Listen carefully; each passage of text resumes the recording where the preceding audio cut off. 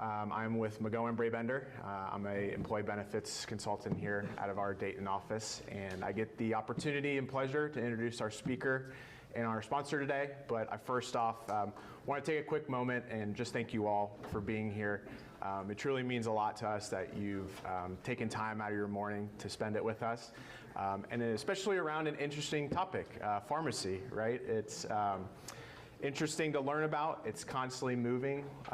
We always feel like we have a good grasp on it, but the next thing you know, something new comes out, and it's like, where did this come from? Dr. Jeff spoke to our consultants and account managers yesterday, and I will say personally, my notebook was filled the most out of all the speakers. So I don't know if that's a good thing or a bad thing, but you want to have your pen and paper ready today, as there's going to be a lot of good discussions. So with that said, we are excited to introduce RX Benefits as our presenting sponsor for this event. Their generous support plays a crucial role in helping us underwrite a portion of our learning centers, events, and ensuring we continue to provide valuable resources and education to you all. So I'd like to welcome Chris Gall from RX Benefits to say a couple words. Yeah. You have to press the button. No, you can just talk into that. Oh, perfect. Yeah. Hello, everybody. Just want to, can everybody hear me without the microphone? Yeah. Good. I'm a loudspeaker, so I just want to take this moment to thank McGohan Brabender for having us and for sponsoring this event. Looking forward to the discussion today. RX Benefits is the first of its kind PBO, Pharmacy Benefit Optimizer. The O for Optimizer standing for optimizing the contract. We partner with the big three, Optum, CVS, and ESI, in optimizing our contract with our clients. From a pricing perspective, rebates, optimizing the member experience or your employees and their dependents experience when they're calling in, when they have an issue at the pharmacy, making sure that we're providing that white glove customer service to your employees and their loved ones. And then third, optimizing the clinical experience and the different clinical services that we have to offer that kind of separate us from the big three and going above and beyond from a clinical perspective of providing clinical services that can both keep your employees and their dependents safe, but at the same time, some cost savings availability from a clinical perspective. So happy to be here. I'll be obviously attending this one and also down in Cincinnati. So if afterwards you have any questions for me, please feel free. But thanks again, and look forward to today's discussion. Thanks, Chris. Thank you. Thank you. Yep. Yeah, so as Chris mentioned, we actually have another learning center in Cincinnati, and then in all of our other offices as well. Yes, please. Yeah. We have some notepads if anyone wants one. Phil's waving at me. But yeah, this is Dr. Jeff's roadshow, as he is a very busy person as he's presented to all of our other offices. So with that said, now I have the pleasure to introduce Dr. Jeff Eichholz. Dr. Jeff Eichholz, PharmD, is the Vice President of Pharmacy Solutions at McGohan Brabender, bringing over 2 decades of pharmacy and managed care experience. He holds a Bachelor's of Science and Doctorate of Pharmacy degree from the University of Health Sciences and Pharmacy in St. Louis, underscoring the deep academic foundation he has. His educational background and leadership roles at Express Scripts, including Director of Trend Management, Senior Director of Formulary Solutions, and Senior Director of Drug Trend Solutions, have equipped him with a profound understanding of the pharmacy benefit management industry, also known as PBM. In his role, Jeff collaborates closely with clients, prospects, and account teams, guiding the procurement, management, and strategic direction of PBM services. His expertise extends to plan design, clinical programs, and navigating industry trends. Additionally, Jeff is MB's pharmacy representative on the RX subcommittee of C2 Solutions, and Jeff's contribution to redefining pharmacy strategies, supporting PBM contract reviews and vendor selection, and management of prescription drug spend is critical to the success of MB and our clients. So without further ado, let's give a warm welcome to Jeff Eichholz. You're welcome. Thanks, Austin. Thanks, everybody, for being here. sponsoring all of our learning centers, not just the pharmacy learning center. And I tend to wander a little bit too, so hopefully you can all see me in the back. I tend to project pretty well, but if you can't, raise your hand and I'll go stand behind the podium again. Dave is going to now give me something else here. I'm going to turn it on. I thought that would be nice.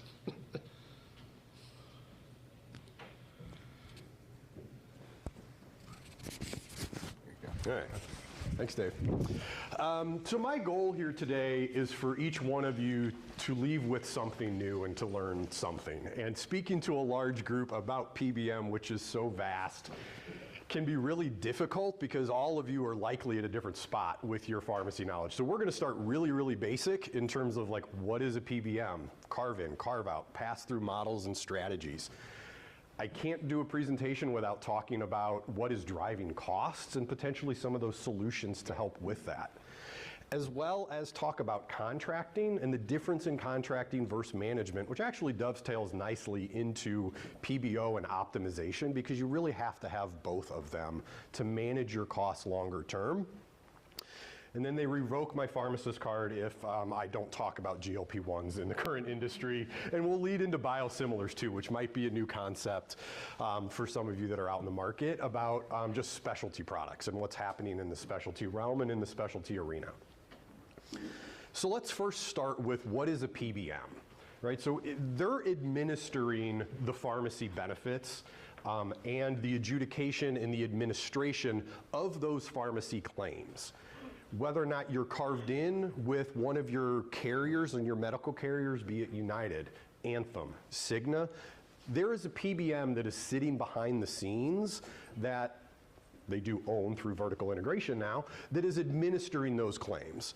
You may not see that team, but that team is there. And then what do they do? In addition to administering those claims, they're negotiating pharmacy network contracts. You may know that Kroger and ESI don't necessarily get along right now in the commercial space and aren't in their network. So they're negotiating with Kroger, Walgreens, CVS, all of the independent pharmacies that are out there. They're negotiating pricing and reimbursement with those pharmacies. They're negotiating with pharmaceutical manufacturers for rebates that become part of your contract. They're creating clinical programs and formularies, so that's where you get the tiering of different drugs. When there are multiple GLP-1s on the market, one may be preferred, one may be non-preferred. That goes into their negotiation and pricing. They're working on clinical programs like how to maintain adherence for their members, disease management programs. And that's where they sometimes get into some overlap about programs that might be administered better on your medical side versus your pharmacy side, but they do have those types of programs, and there's a lot of clinical rigor that goes behind the development of those programs to ensure that regardless of what benefits you put in place, what formulary you have in place, that the clinical baseline of that is going to be the same. At the end of the day, they want to be sure that there is a clinically viable benefit to treat the disease state that you do have. Alternative funding programs, alternative sourcing programs, we'll get into that in a little bit, which some of the PBMs do delve into as well. So let's talk about carve in and carve out. So in a carve in strategy, you may hear these terminologies thrown about, your medical vendor and your pharmacy vendor are the same, right? I said there's still a PBM sitting behind the scenes, but you might have a United Healthcare account team, or you might have an Anthem account team, and you go to them for both pharmacy and medical questions. And that's pretty typical that we see that a lot of times, especially if you're moving from a fully insured to self-insured arrangement, you might remain carved in to get some visibility to your claims data.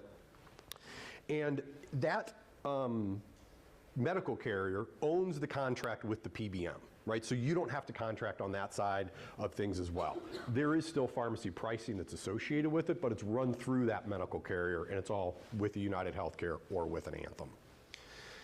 In a carved out arrangement, you have a separate medical carrier and a separate pharmacy benefit administrator or pharmacy benefit optimizer, such as RX Benefits. In that instance, you have two contracts, you have two account teams.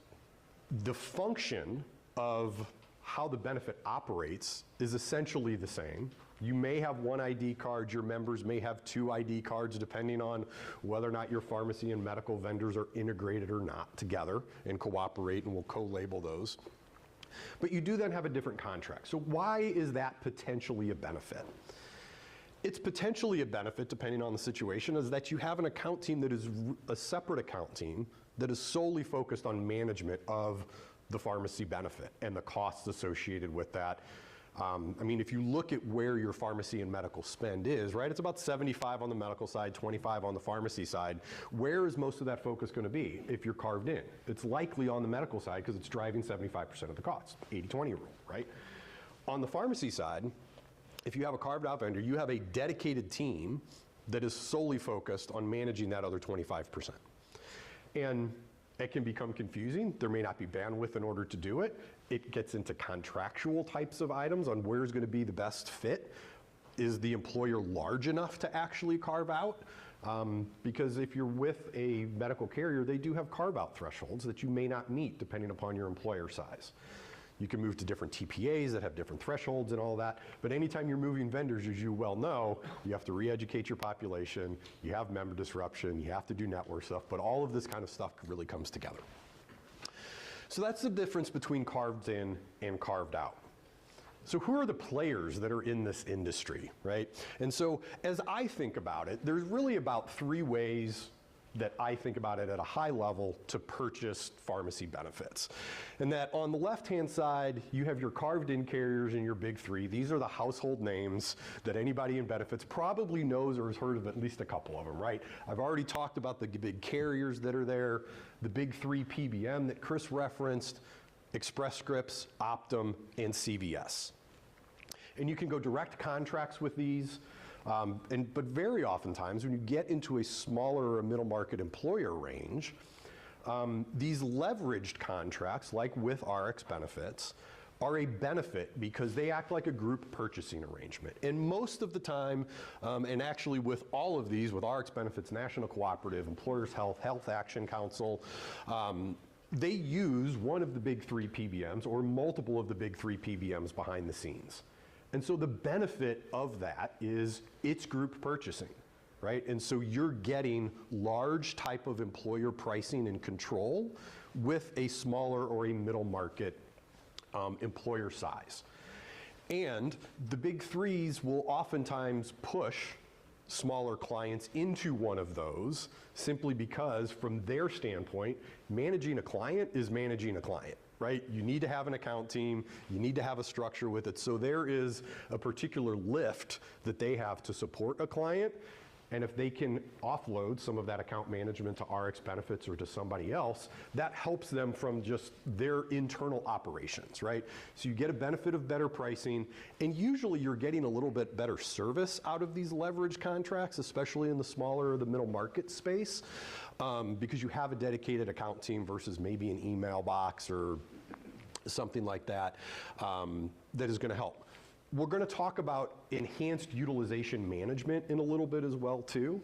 These leveraged contracts, because of their size and scale, can do more things with the clinical programs than the PBMs will do for a standalone smaller employer.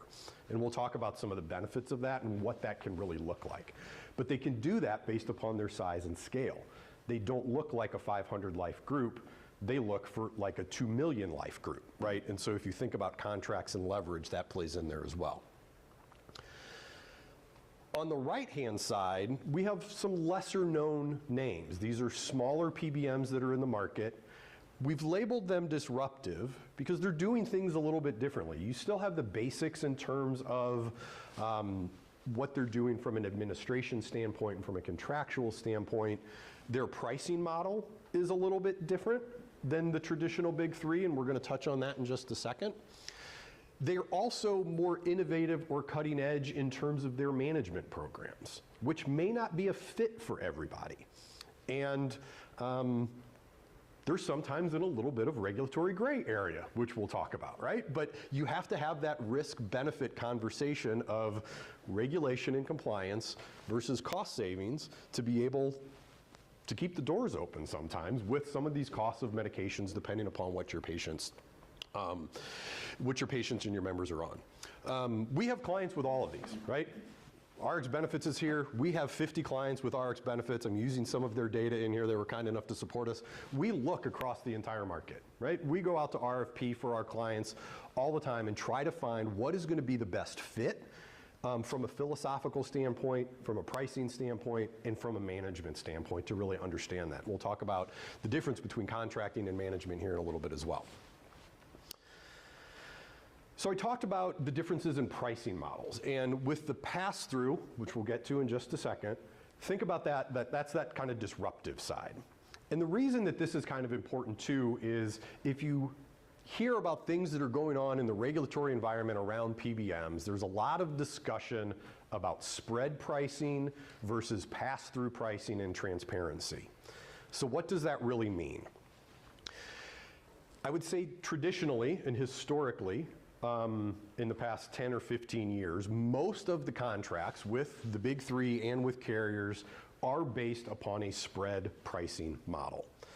So that spread pricing is the contract that employers have is a different rate from a reimbursement perspective. You're being charged something different than the pharmacies are being reimbursed. You obviously know what you're paying and what your contract says. You don't know what Walgreens is receiving for that same claim. The PBM makes their revenue on that difference in what they're reimbursing the pharmacy versus what they're charging their plan sponsor. What is that difference is a little opaque and unknown because they're not sharing what their retail network contracts are, and it differs based upon pharmacy.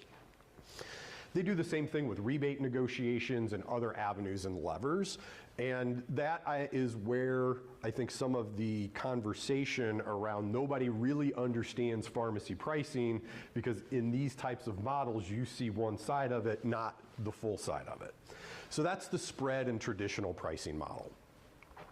In a pass-through arrangement, whatever the pharmacy is being paid for that particular claim is what the client is being charged. And the PBMs then make their revenue based upon an administration fee, whether or not it be a per claim fee or a per member fee or a per employee fee. So it is more transparent, which is why you'll hear pass-through and transparent used pretty interchangeably, right? It's a pretty much open book on that side, but when you're doing a reprice or an analysis, your guarantees aren't the same. And so in the spread and pricing pass-through model, if you're just looking at your claims, what would these same claims cost? What type of rebates would I get? You're oftentimes going to be looking worse on that spreadsheet, which then gets into what are they doing differently to manage costs, which we'll get into in just a little bit as well. I bring this up because I think we're going to continue to hear more about spread and pass-through pricing, because while there is not a whole lot in the grand scheme of things with the new administration about global PBM reform at a federal level that is impacting self-insured employers at this point in time, there is a lot of discussion about state Medicaid programs as well as Medicare and banning spread pricing within those programs. A lot of the regulations that we're seeing right now is being done at the state level, which is good or bad depending on whether or not you're multi-state and what your state is doing. But compliance is a whole nother, and regulations in the PBM industry is a whole nother spot to really talk about. But we're seeing a lot on the ban of spread and pricing in those type of regulated markets. And as many of us know, oftentimes what starts in a regulated market, then they try to get into a self-insured market. So just kind of wanted to provide this background to just keep your ear out for what's happening in here. I don't see anything that is fully imminent, but I think that conversation and rhetoric is going to continue to be discussed, and that seems to be where they're really going to try to focus initially, to try to provide some additional clarity on what are the true costs of medications and what are people really paying. Okay, so now with that hopefully good foundation of understanding just the PBM industry overall, let's talk about some of the utilization and cost drivers. I love KPIs. It's very easy for me to look at it and say, hey, how is this plan performing? So I want to give you some high-level tidbits that you can look at reports and say, yes, that's probably good or it's probably bad. And one of the key performance indicators for years has been generic fill rate. You may see this as GFR. You may see it as GDR for generic dispensing rate. Mid-80s is what we want to look for, right? And so we took this from our RX Benefits book of business.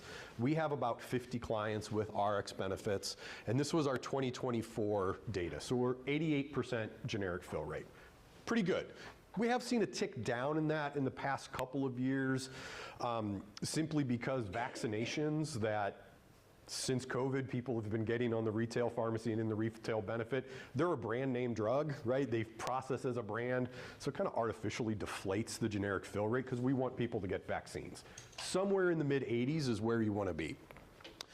Brand utilization at about 12%. General rule of thumb, if you can increase your generic fill rate 1%, you'll save 1 to 2% of your plan costs. General rule of thumb that's out there. The other side of things that we take a look at is what's the distribution of the medications. The vast majority is in retail. Retail 30, there's also, you have a little bit of retail 90, so you can get your retail 90 days or your 90-day supply at a retail pharmacy and mail. Years ago, there used to be a big push to mail order pharmacies, get your 90-day supplies. It does help with adherence, right? You're not having to refill it as much. You're not having to go to the pharmacy as much.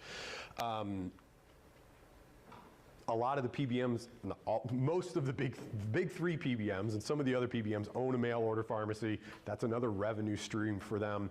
I don't have a strong opinion about mail one way or another. I do think having a 90-day benefit for your patients who are have chronic diseases is a benefit, right? To just have that on hand, you get into more of a routine, you don't have to do that as much.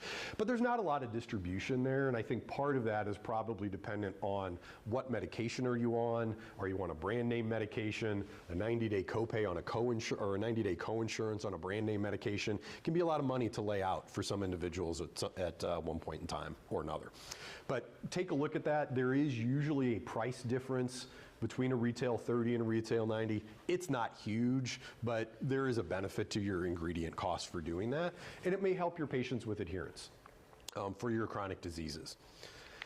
Specialty is the big one. Everybody wants to talk about specialty. Why is it such a big deal? It's only 1.3% of claims. It's 50+% of your spend, right? And we'll talk a little bit about some biosimilars and maybe some help that's going to be on the horizon that's there. It's never a big part of claims overall. It's a huge component of spend. We see 1 to 2% of claims being specialty most of the time. 50% is the good rule of thumb. I've seen it 80. You see it down in the 30s and 40s. Smaller employers, one patient can completely skew the entire thing, right? And how do you then manage that one particular patient that's there? But these are relative averages. So if you're in this type of performance, your plan is being managed fairly well, I would say. What are the big drugs that we have in here? There's two key themes: diabetes and GLP-1s, not only GLP-1s, but diabetes in general, and specialty. If you happen to attend the innovation symposium that we had last year, I produced a similar slide. There were essentially two changes. The top 10 drugs were the same. Two things flip-flopped. Skyrizi jumped Trulicity. And so Skyrizi, for those of you who know Humira, is also named by the same manufacturer as Humira. And then Dupixent, which is also getting more and more indications out there right now, jumped Trikafta. Trikafta is not a hugely utilized drug. It's for cystic fibrosis, so if you're unlucky enough to have a patient with cystic fibrosis, you are going to know it because it's an expensive medication that is out there. We don't see it a lot. That's the one that kind of jumps out as, I wouldn't expect it to be on most employers' top 10 lists. The rest of these, I really would. And so you have Ozempic, Mounjaro, Trulicity, which are all the famous or infamous GLP-1s, depending upon your viewpoint on that, and then also Jardiance for diabetes. And you'll notice that for a lot of these medications, there's multiple indications. So it's not a sole indication. That's especially true for GLP-1s and anything in diabetes as well. As you probably well know, diabetes, if you have a diabetic patient, you're oftentimes overweight or obese. Along with that comes high blood pressure. Along with that comes high cholesterol. And so you have a lot of other risks that are associated with it just from high blood sugar, right? So what happens is these manufacturers then take a look and do studies and say, okay, we know it controls blood sugar. What else does it help with, right? Does it reduce target organ damage? If you have high blood pressure and high cholesterol, does it help reduce cardiovascular death, stroke, heart attack? And if so, that's then another indication that they really kind of tack on, which then gets into when does the patent expire, when can generics become available, and all those other types of things. We're going to dive into the GLP-1s and some of those new indications in a little bit here as well. Eliquis is kind of I don't want to say it's an interesting one. It's an anticoagulant. It's one of the medications, those class of medications that is being negotiated by the government for Medicare Part D. And so oftentimes we start to see this in when your population might become a little bit older and you're trying to prevent DVTs or deep vein thrombosis, pulmonary embolisms. You've had a heart attack, you're trying to prevent another one, and it prevents the platelets from clotting and clogging your arteries. So we start to see that creep into it when you start to get a little bit of an older population. The rest of these, unfortunately, the specialty medications, it's what does your population look like? A lot of the times these specialty medications for arthritis, psoriasis, eczema are becoming first-line agents, whereas before they were treated by topical medications, they were treated by methotrexate, which is not necessarily fun to take. It has a lot of side effects, but it's a cheap oral drug.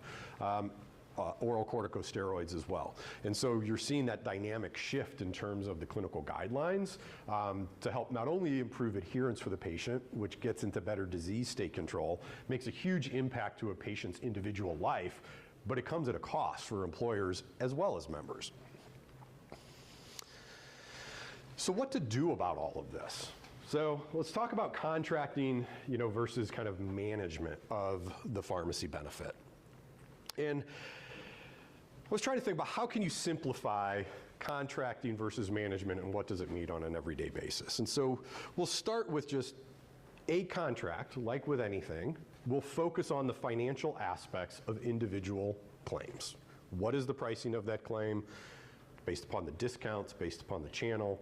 Is it a brand drug? What kind of rebate are you getting? That impacts a particular claim. There's definitions, there's terms and conditions. PBM contracts can be 130 pages long. There's a lot of stuff in there. So that impacts the cost of that individual claim and that individual medication. Obviously, in aggregate, that impacts what your total cost is going to be. I think about this is like filling up your gas tank. Right? Does anybody shop for gas and say, oh, the one across the street is a couple cents lower, I'm going to make a left-hand turn instead of a right-hand turn and go save a couple of cents, right? You go there, you do the math, you've saved $1 or $2 on your gas tank, right? But how long that gas is going to last depends how you drive, right? Like if you're racing everybody off of the red light and you're slamming on the accelerator, that's not great for your gas mileage, right? We sometimes do it. Some people are a little bit more aggressive than others. But management, think about that. That's going to be about how you drive, right? Are you braking hard? Are you driving too fast? Are you cornering? Like all of that maintenance that goes into your car, that's going to be the management of it. Most plans have some type of management already today. Fully insured plans typically have a lot of management. And when I'm talking about management, the traditional management tools, what is your formulary? There's multiple formularies that every PBM has. Most clients are on a similar type of formulary that 85% of the lives are on. So the other options don't get talked about a lot. Why don't they get talked about a lot? They're either broad and they don't have great rebates, or they're way narrow, focused on generics, and there's too much member disruption, right? And so there's a balance in there of having Good rebate value, not a whole lot of member disruption, but there are options that are out there that as part of a multi-year strategy, does it make sense to move from one to the other? Totally depends. Prior authorization and step therapy, core utilization management tenets. But, as we'll get into in just a second, all utilization management is not created the same.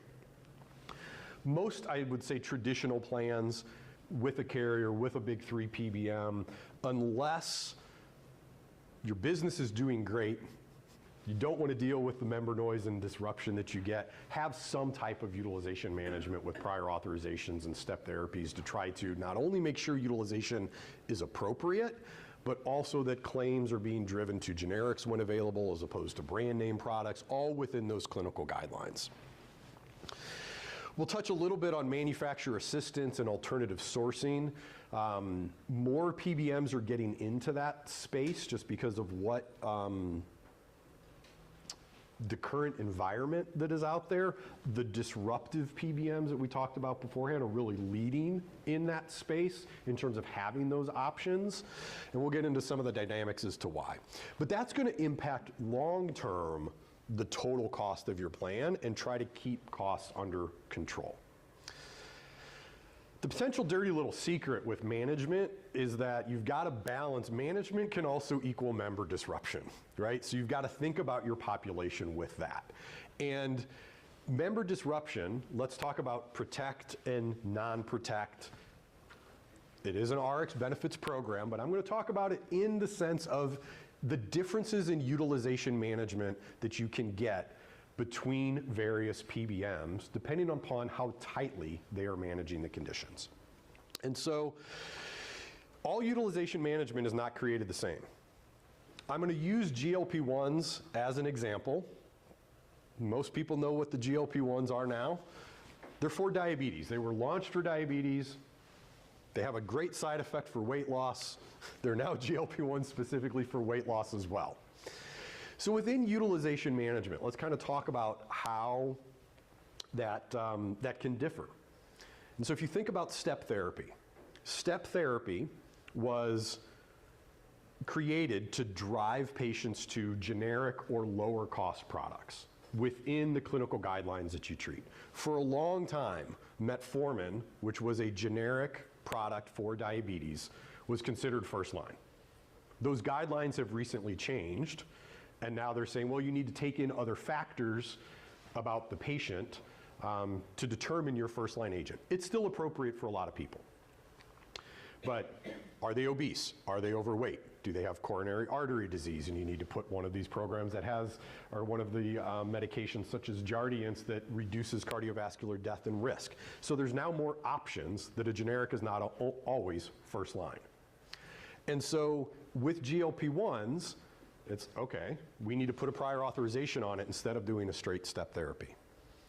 So in theory, a prior authorization means every claim gets stopped. And you say, what is the diagnosis? Did they meet the criteria? There's a lot of volume associated with it. Anytime you put a PA on, it's member disruption, right? And so they kind of combined it and made it an automated prior authorization to say, well, if you had other diabetic medications, you're obviously diabetic, we're not going to stop you. Well, what happened was metformin is cheap. People would submit a claim for metformin. Different PBMs was you need just a claim. One day, submit your GLP-1 the next day. Others are like, let's do a 14-day trial. Others are like, you need a 90-day trial. We're going to call that an automated prior authorization and kind of serving it as the baseline of your utilization management program. If you have and some PBMs still have that today.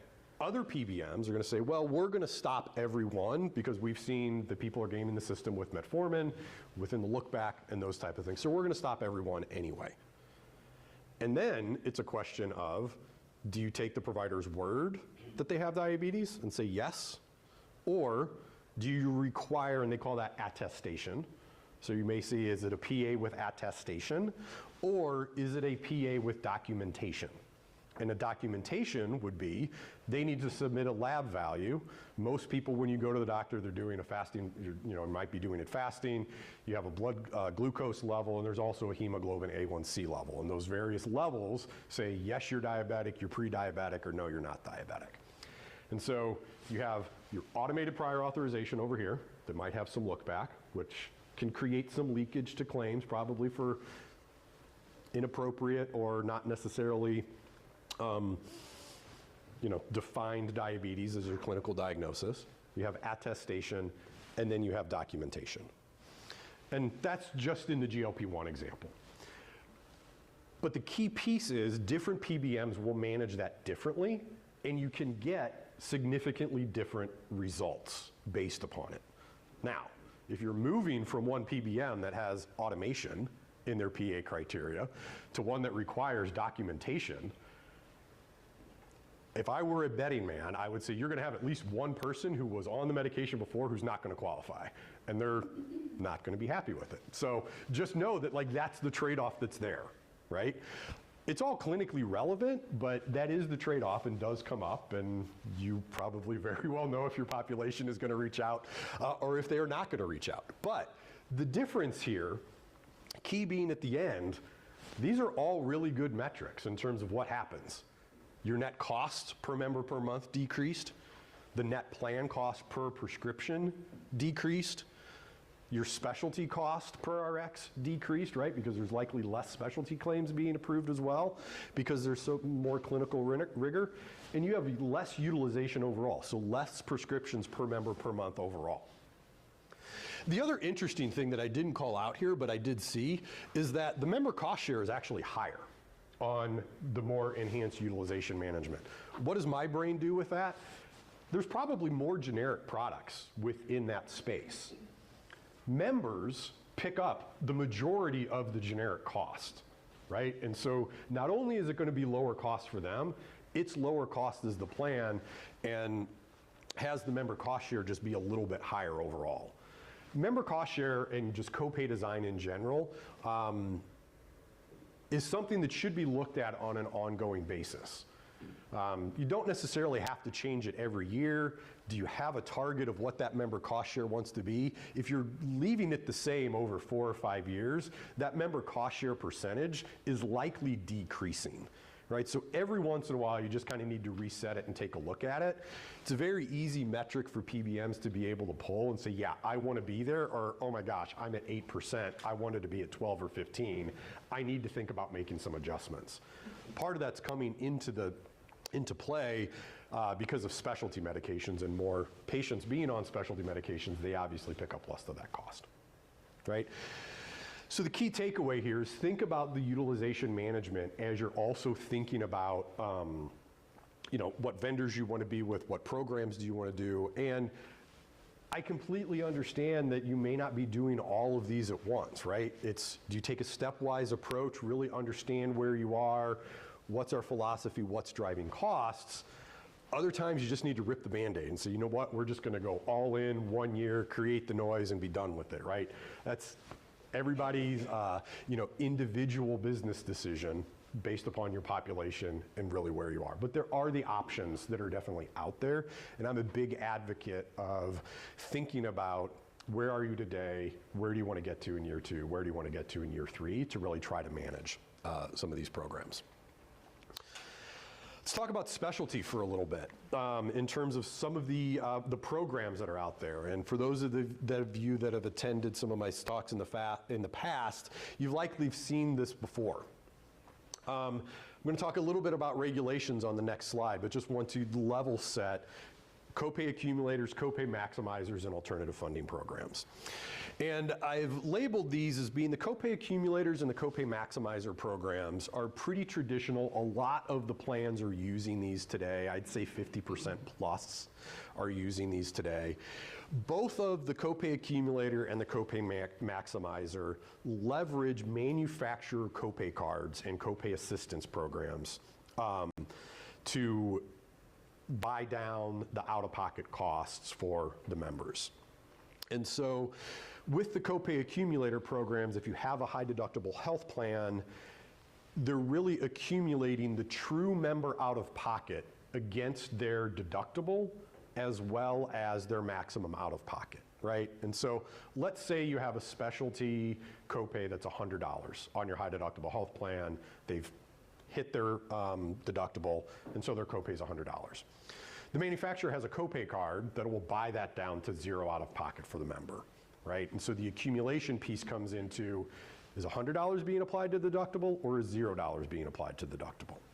Most plans are accumulating those and not counting that assistance against the deductible and the maximum out of pocket. The next level of that is a maximizer program. It's the same concept, but the manufacturer oftentimes has more than $100 per month or annually allocated to that particular patient. And so the PBMs behind the scenes, they know the terms and conditions of the program, and they will artificially inflate the member copay. So less accumulates against their deductible and less hits the plan, right? And so easy math, they have $12,000 a year, that's $1,000 a month, right? They'll take that $100 plan copay, inflate that to $1,000, take $1,000 from the manufacturer, the member is still paying zero, the plan is paying $1,000 less per month, right? So that's what's happening there. The key point at the bottom, pharma knows this is going on and doesn't really like it, and so they're changing the requirements year over year. I know for a fact that Dupixent reduced theirs from, I think, 16 to 12 or 10. We're seeing a lot of this in the GLP-1s, actually, as well, that if you look at the terms and conditions, they have said, let's see if I get this right, I think Ozempic is a maximum of $100 a month, and Mounjaro is a maximum of $150 a month. That's usually enough to cover the copays and the out-of-pocket once somebody has met their deductible. But in January and February, they're like, I was paying nothing in December. Why am I now paying $500 when I still have this copay card? Well, it's because it was $700 and they're only covering $100 now. I wish I would have looked on December 31st what they covered last year, because it's non-existent anymore out in the interwebs, but all of those programs do have terms and conditions. Some of them are easier to find than others that are out in the marketplace, but that's what's going on with accumulators and maximizers. Alternative funding is really when there are other vendors or programs that are looking to get the entire specialty claim off of the benefit. So this is true needs-based patient assistance that they're trying to get members to qualify for, either through the manufacturer program, which typically does have income requirements for a household, so it can be very difficult to determine whether or not your specific member that is driving a lot of the cost is going to qualify depending on what you do or don't know about them. Through different charitable types of foundations, oftentimes which are also funded by pharmaceutical manufacturers, but it is a needs-based qualification. So they're looking into the financial records, tax returns, household size, income, and that type of information and asking your employee to provide that information to a third party to try to get a drug covered may not fit with everybody. Pharma is also cracking down on this in terms of their terms and conditions for qualification. A previous strategy was to just exclude specialty from the plan and say it's not covered on the benefit. Pharma has figured that out and are now looking at, and a lot of the programs are saying, if you have commercial insurance, regardless of whether or not it covers this particular product, you're not going to qualify for patient assistance because in their view, that wasn't the point of it, right? The point of their patient assistance programs was for truly the underserved population, low income, not being able to afford it. They view patients with commercial insurance as being able to afford it. I'm sure you would like to have a conversation with them about their viewpoints on that and the cost of medications, but that's just the dynamic that's in the market. And so while it is still out there today, I mean, the industry does think that it's going to continue to be whittled away. And so it might be there today, it might be a great avenue, you know, depending upon your specific utilization on the plan, and sometimes a specific member or two, but it may not be there in 2 or 3 years. Let's talk about the regulations that go along with it, because there's some talk about this too. And that there is confusion in the marketplace about whether or not these are legal, we'll say, for lack of, that's probably not the appropriate term, legal or not legal, whether or not you have to apply the manufacturer funding to the copay accumulator or not. And the reason that this is so confusing right now is that there have been multiple rules by HHS and CMS going back to 20 and 21, as well as several court findings about what rule is actually in place. A little bit of history. So in 2020, there was a rule that basically said you don't have to count those copay cards against the accumulator and deductible if there is a generic available for that brand medication they're on. Otherwise, you do need to count it. Nobody was really doing that anyway, because the plans were operating in a different manner. And when they wrote the rule, everybody was up in arms and say, wait a minute, you're putting a whole lot of more spend onto the plans. And so then in 2021, they rewrote the rule with the intent to not have to count any of it against the accumulator and the deductible, which is how most plans are currently operating. Advocacy groups then filed a lawsuit and asked for clarification and all of that, and then they vacated the 2021 rule. I do also have to say I'm not a compliance expert, so this is a little bit of, me trying to simplify it.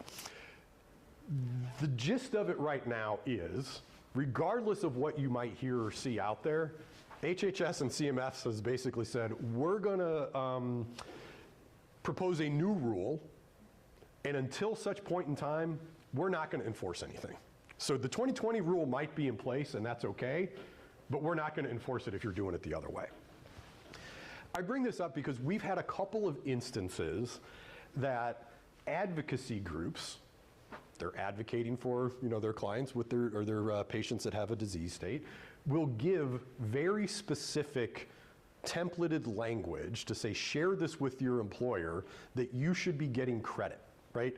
And it references the court filings and it references these rules and sounds very legalese, right? At the end of the day, and I again will say, review this with your own compliance attorneys if you happen to get that, they're not enforcing it.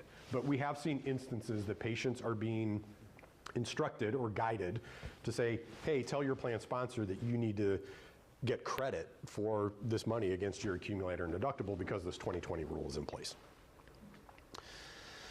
The other piece that we want to talk about is about essential health benefit and essential health benefit determinations.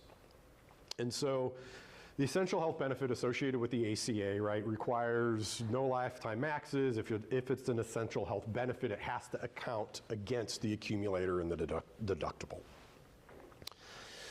Most of these accumulator programs are based upon an essential health benefit defined by a specific state benchmark.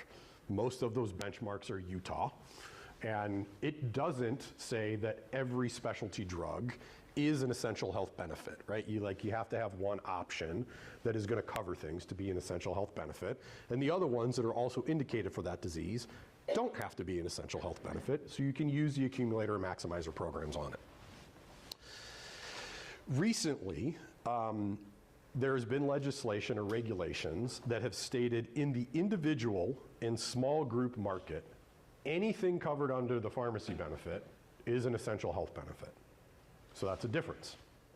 Doesn't apply to large group plans or self-funded at this point in time, but as regulations typically go, you start one place and then you move to another and then you expand it, right? So there is the thought that there might be an attempt at some point in time in the future to make anything covered under the pharmacy benefit as an essential health benefit, which would then make these copay accumulator programs and the savings associated with that go away.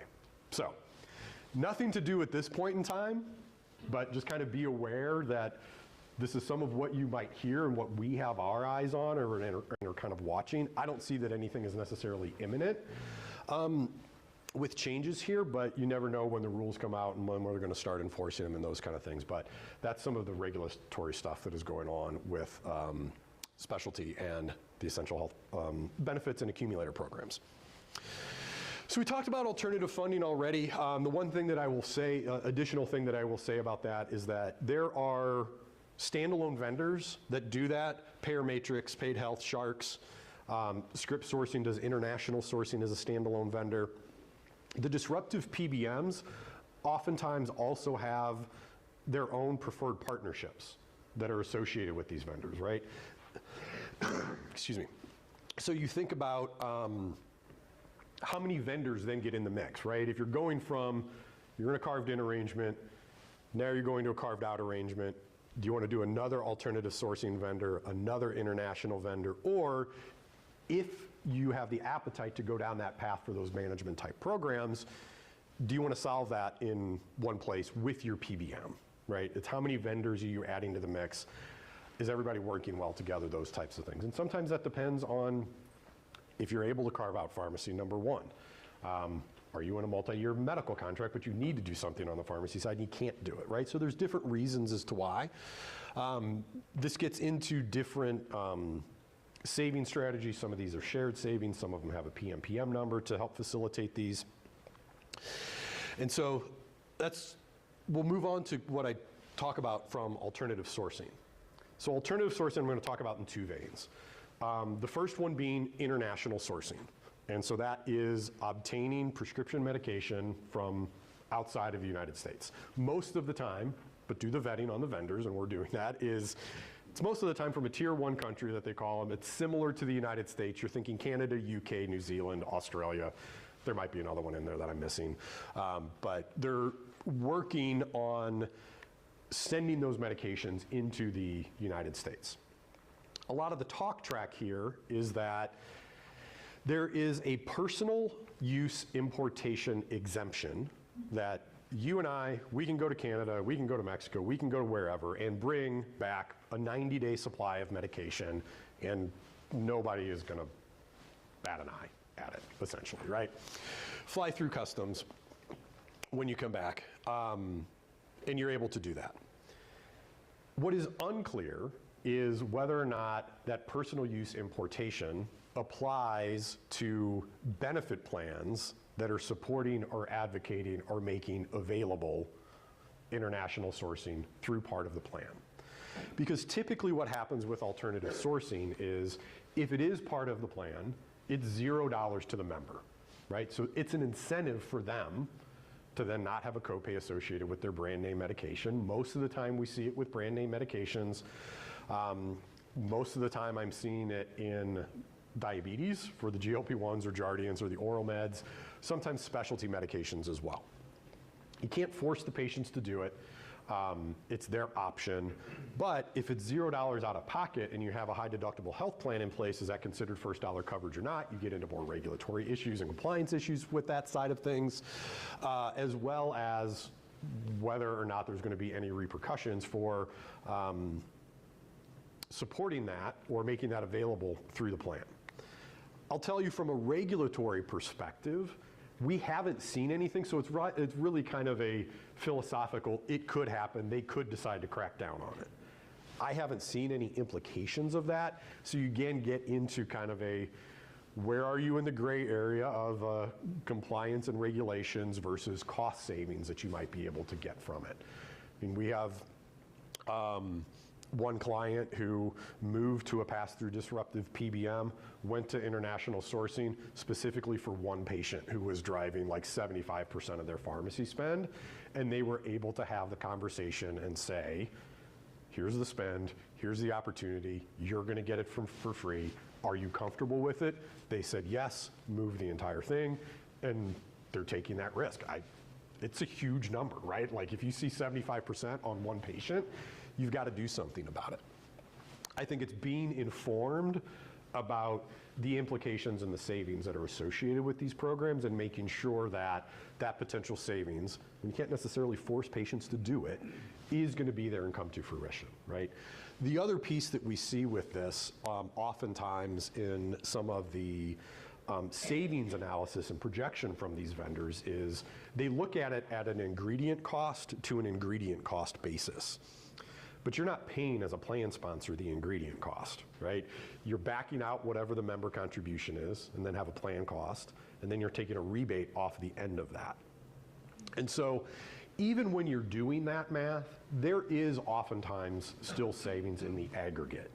You do have to take a look at it at a product by product level to determine that the right ones are being sent to the right place. This sometimes is where having that option through a PBM and having them do that analysis versus opening the door from a standalone vendor and say, here's all of our options, we're gonna give this entire list to your membership and they can decide what to do or not, can be key and can be a key differentiator to make sure that the right drug is being filled in the right channel that is truly the lowest cost for the plan. We see if you have a outsourced vendor who is just looking at that ingredient cost to ingredient cost, and then you do the math associated with what is your true plan cost associated with that, I'd say it's oftentimes a third of what the number is that you get, right? And so if you're seeing that it's $100,000 and yes, it's a slam dunk, if it's $35,000, are you gonna make the same decision? The answer may still be yes, and that's fine. Just understand that that difference is gonna be there and just really put that into perspective. The other piece with alternative sourcing is through 340B pharmacy arrangements. And some of the disruptive PBMs have these type of arrangements as well. So what is 340B? So 340B is a pharmacy pricing mechanism for health systems and hospital systems that serve a low-income population. And 340B pricing is essentially discounted pricing to those pharmacies to serve that population. On the claims, they can still charge the same amount as you would in a retail pharmacy in a retail environment, but in order to qualify for that, that revenue that they're making off of that, they have to feed back into the system to serve their population who oftentimes cannot pay for healthcare overall, right? So it's trying to help support the healthcare system and give them a different revenue stream. Partnerships have started to pop up with some of these PBMs to leverage agreements with 340B covered entities to provide some of that dollar savings back to the employer, right? So you think about it from a shared savings arrangement, is that they're gonna pass on a greater ingredient cost discount because they're able to procure it at a lower rate.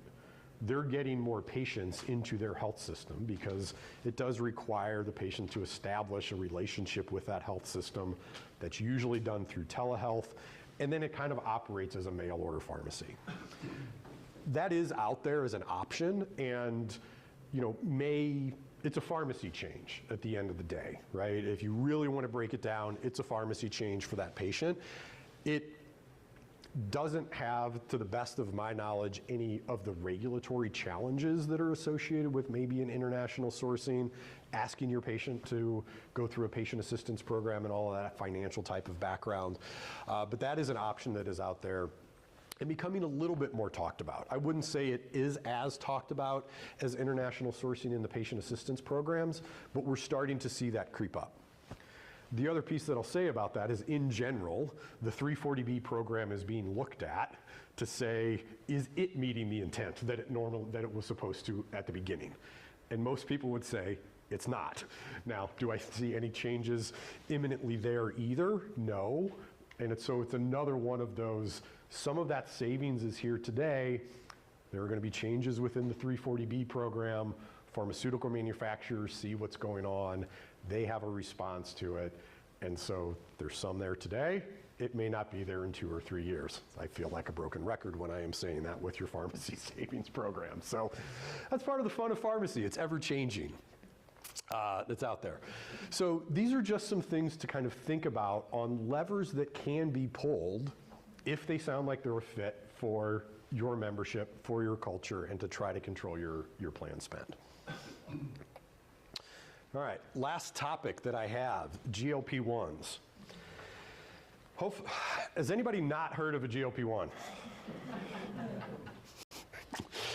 Okay, so I'm not going to go through the entire what is a GLP-1, what are they for.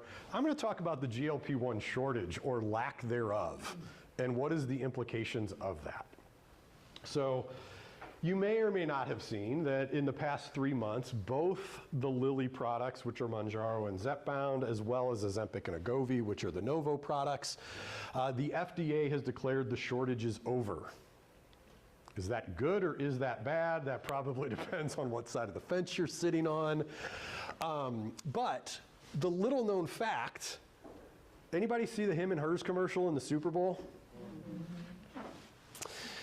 So what are they doing? That was a bold move, number one. I think a lot of people were shocked to see that and didn't expect to see him and hers on the Super Bowl. But how are they doing it, and how are some of these other organizations that are trying to manage obesity getting these products at lower cost? They're doing it by compounding the medications. And so a compound is somebody other than the manufacturer making up the medication. And according to the regulations, pharmacies and individuals can compound medications and essentially infringe on the patent if the medications are in shortage. So they're not in shortage anymore. What is the future of these compounded medications that you're seeing at $400 and $500 instead of $1,000 and $1,200? It's going to be a great question. When the FDA released these statements, they indicated that in order to not disrupt patients from these medications and giving them time to transition, they were not immediately going to enforce the fact that these compounding pharmacies can no longer compound these medications. Ozempic and Wegovy specifically, and it depends upon compounding pharmacy types, and there's 2 different types of them, is in mid-April to mid-May was the date that they give that said you're free and clear until that point in time. What happens after that is anybody's guess, right? Pharma is going to push forward and say, it's our patent, enforce the regulations, make everybody stop. And there have been lawsuits from the pharmaceutical manufacturers to try to get the manufacturers to stop. Zepbound and Mounjaro, I think the date has already passed, but there is other litigation associated with that. And so the FDA statement was like, it's either going to be this date or when the trial gets settled from the court order. So this is another one. You can get this for $400 or $500 today. You may not be able to get this for $400 or $500 in June. I think it's going to be really interesting to watch on where the public outcry or the public support of these lower cost medications versus regulations and patents is going to land. But just know that that is out there. At a very similar time, Lilly for Zepbound, they have a Lilly Direct program. And so if you haven't heard about this before, it's like one of the first times that pharmaceutical manufacturers have said, hey, patient who is overweight and obese, come directly to us, we'll connect you with the telehealth provider, and if you're appropriate, we'll prescribe you that telehealth provider can prescribe you that medication, and we have a way that you can cash pay directly to us. And they've come out with lower doses of Zepbound for $400 to $500, right? It's not the pen. You do have to draw it up into a syringe and inject it, and so part of the cost goes into the device that they made it easy to inject and things like that. But if you have patients that are asking questions about this, or their compounded medication goes away, Lilly Direct does have a program that might help. I will say, Lilly also does try to run it through the plan sometimes as well, and they're likely very good at getting around some of that utilization management criteria, depending upon what level of utilization management you have on your program. So GLP-1 shortage is a big one. New indications for these medications is another big one. Wegovy, they came out with, so Wegovy is the GLP-1 that is specifically for obesity. Back in 2024, they also received an indication to reduce major cardiovascular events and the risk of death, so think heart attack, stroke, dying. If you have cardiovascular disease and you're either overweight or obese, and we'll get into why that is important here in just a second after we go through the other two. Zepbound, at the end of 2024, got an indication for obstructive sleep apnea. It's the first drug that I am aware of for obstructive sleep apnea, right? If you think about sleep apnea, everybody has the CPAP machine, which is essentially the standard of care. Now Zepbound has an indication for obstructive sleep apnea if you have obstructive sleep apnea and you have obesity. Ozempic, which is the GLP-1 for diabetes, it's the same drug as Wegovy, to reduce the risk of kidney failure in those with chronic kidney disease. I mean, that sounds like kind of a big deal, right? We don't want our kidneys to fail. If you have chronic kidney disease and type 2 diabetes, it's the and piece of all of these indications that is important, not only from the fact of if you just have chronic kidney disease and you don't have diabetes, Ozempic wouldn't necessarily be appropriate for you, right? With Zepbound and Wegovy, it comes into the question of, do I have to cover these new indications underneath my benefit? PBMs are still working through that. It seems like most of them are landing on the fact of, if you do not cover obesity as part of your benefit, because the and is there, you don't have to cover these new indications. It's been 2 months. That may change, but that seems like where it's going, and I think a pretty safe space to be at this point in time, that you're still leveraging the obesity exclusion of medications from the benefit, and the fact that there's other indications that are paired with that does not necessarily mean that you need to cover it. You obviously have the choice to do that. We've seen PBMs that have specifically asked to say, here's our standard criteria, here's some custom criteria that you could put in place, which one do you want to do? And so, again, that's going to be your plan and your plan decision, many times dependent upon the noise that you have that might be associated with it. But if you think about all of these types of diseases, they benefit by weight reduction, right? Like your sleep apnea typically will get better if you're no longer obese. You have less of a risk of dying, less of a risk of heart attack and stroke if you're no longer obese, your cholesterol is under control, your blood pressure is under control, those types of things. So these are all very, very interrelated, which we're not even getting into the point of, as a society, what are we doing about treating obesity overall? Because it does benefit long-term a lot of these disease states that ultimately cost a lot on the medical plan if you have a heart attack or if you have a stroke.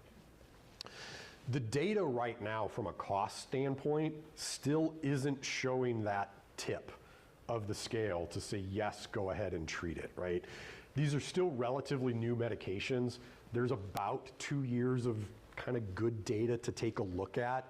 The gap seems to be closing, but you're trying to prevent a long-term consequence and a long-term outcome. So you then also have to think about how stable is your patient population, right? If they're going to be there for 10 or 15 years on your plan, it might make sense. If they're going to be there for 6 months, a year, 2 years, you're not going to see that type of benefit, right? So just something to think about from that size and kind of the update on the obesity side of things. So because of the cost and some of those of the compounds and some of those vendors that are out there talking about their comprehensive weight management strategy, being able to get GLP-1s for $400 or $500,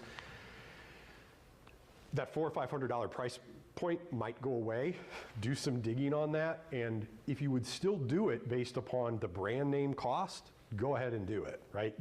I would not make the decision banking on the fact that you're going to be able to get it for $400 or $500 for the next 2 years. It's an unknown risk that's out there.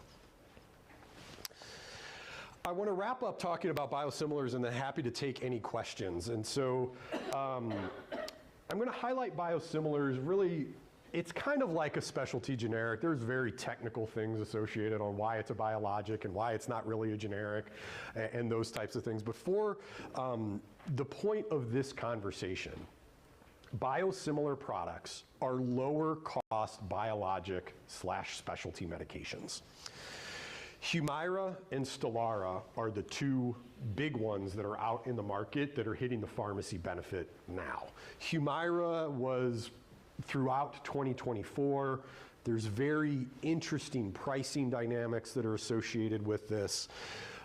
Many of these products on the Humira side of things have both a high wholesale acquisition cost product and a low wholesale acquisition cost product, depending upon whether or not they're still getting a high rebate or a low rebate that's associated with it. Some of these you can see with the arrow are interchangeable. The really thing that means is that the pharmacy can interchange it without having to contact the doctor. The fact that it's not interchangeable, it just means the pharmacy has to call the doctor. It's still the same biosimilar product and very similar to the brand Humira.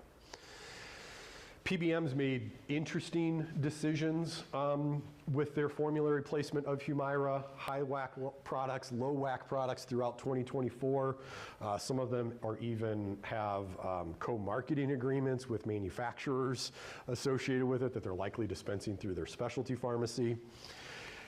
The goal of biosimilars overall is obviously to reduce the cost of these medications long term and be generic-like.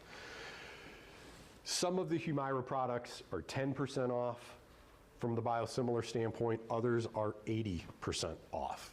A lot of that depends on what PBM you're with, on who's preferring it, and what pharmacies are in your network and dispensing it, right?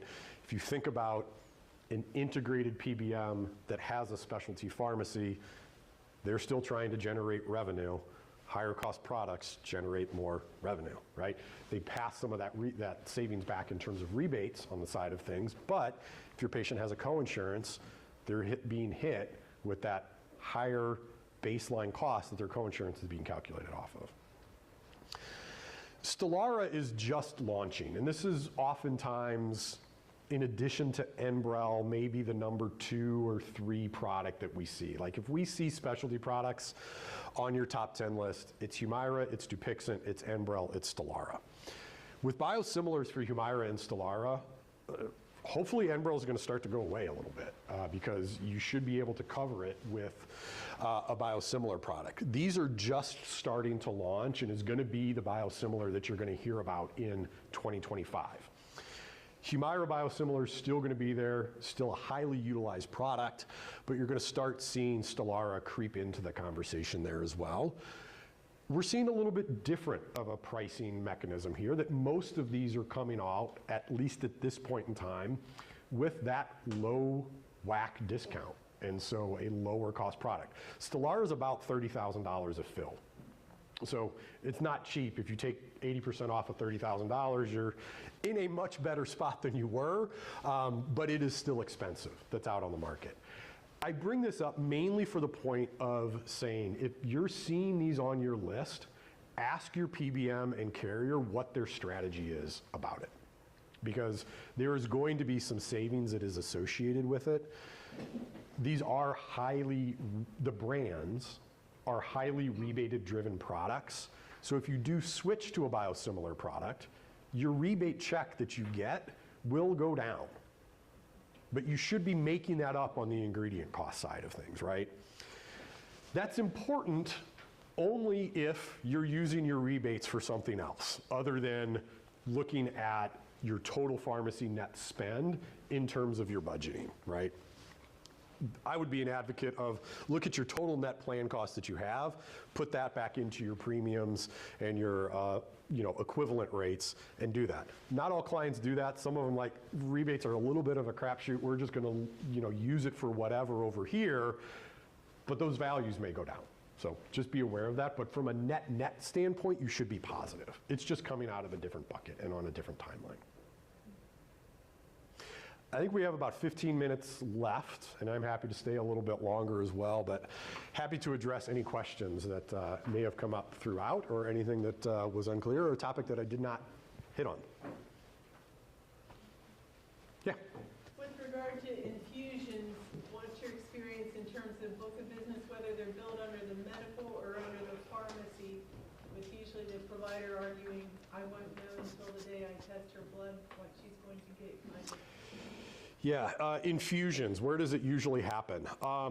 It usually happens on the medical side, right? There is theoretically the ability to shift it to the pharmacy side, but I think exactly what you outlined is part of the challenge, right? Is that we don't necessarily know until that point in time, until that day, what it's going to be. That does differ a little bit based upon disease state, right? If you think about, there are some infusions for multiple sclerosis, there are some infusions for arthritis like Remicade that you do get. There are some infusions for Crohn's and colitis and ulcerative colitis that may be a little bit more typical. I think on the infusion side where we see, we're not exactly sure, is sometimes you get into that in oncology, which can be a little bit difficult. And so there are vendors that will try to move those infusions from the pharmacy side to the medical side. There's a lot of dynamics, not only with the provider, but also with the carrier in terms of margin that they're making on that as well. And so oftentimes what we see is trying to start in a more stable disease state where it is pretty repetitive, like MS or arthritis, Crohn's, ulcerative colitis, where there's more of a schedule, and then trying to shift that out of the provider's office into maybe a home infusion setting. But the patient's got to be open to somebody coming to their house and giving it to them and all of that kind of stuff too. So there is potential savings that is out there for it. It's not easy to implement and really turnkey, and you do have to get involved in a lot of those different dynamics that are out there. Mm-hmm. Other questions? Did anybody fill the notebook that got passed out? We should have made a prize for the most notes. Yes? Jeff, we've had a lot of local pharmacies going out of business and, you know, some of the chains around here as well. Can you just expound on why that's happening?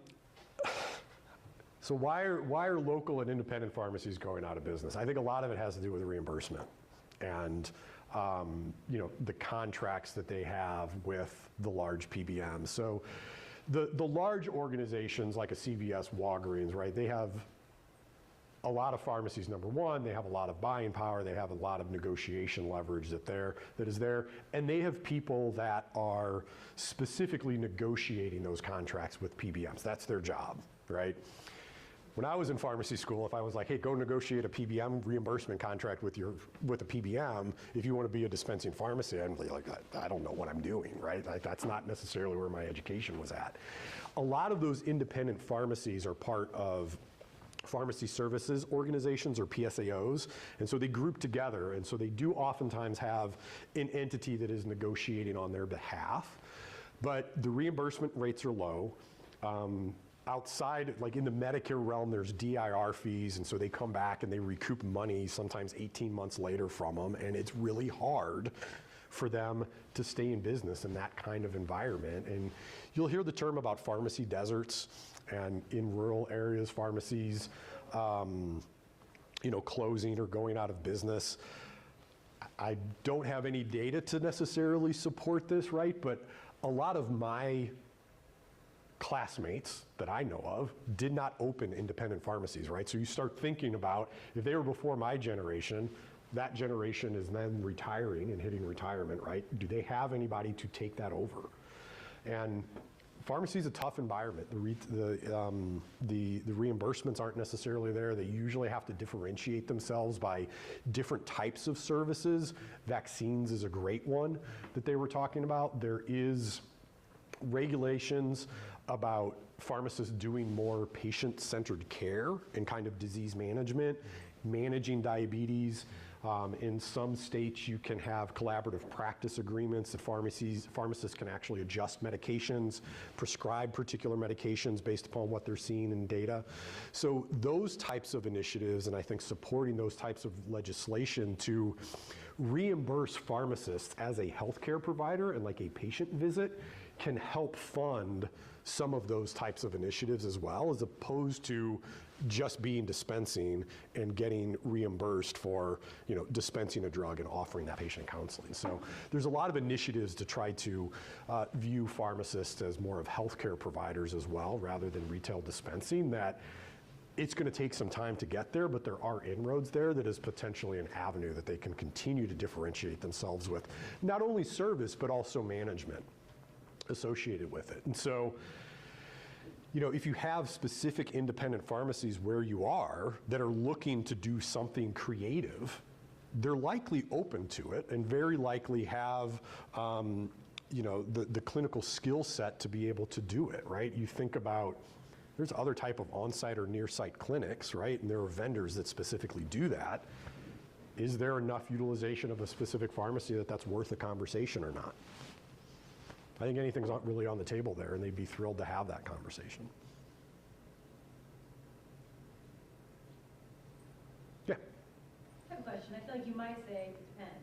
But if we have an employee that's trying to figure out how to get the best price for one of these medicines, do you, in your experience, is it best for them to work directly with their pharmacy, with their doctor, or with like the PBM? I would say it's probably with the PBM. And it does depend a little bit on who you were with, right? Like the pharmacy is going to know their price. The pharmacy is going to know, okay, here's the cash price. They have this coupon. Here's GoodRx or your other savings card that is out there. The other piece is also probably asking about, with the pharmacy, is there an alternative medication that might be a little bit less costly, right? That's one piece. I think the other piece that we're starting to see is utilizing the PBM's website, digital tools to do kind of a pharmacy price check that is out there, because all of these pharmacies do have different reimbursement rates. And so if you're on a coinsurance, there might be a little bit of a difference. Do I think it's going to be huge and great? I wouldn't suspect that most of the time, but there can be some differences that are there. And, the digital technology, apps, customer service on those types of things, we often don't get into in a PBM review because we assume everybody has it that's there, right? But it is a very important point to take a look at. Amazon has a digital pharmacy now. With your disruptive PBMs, and even sometimes with the standard PBMs, you'll see a lot about Mark Cuban cost plus drugs that is out there and starting to integrate. So looking at, are those lower cost or digital pharmacies within your pharmacy network as being an option that may be different as well, are options that are there too.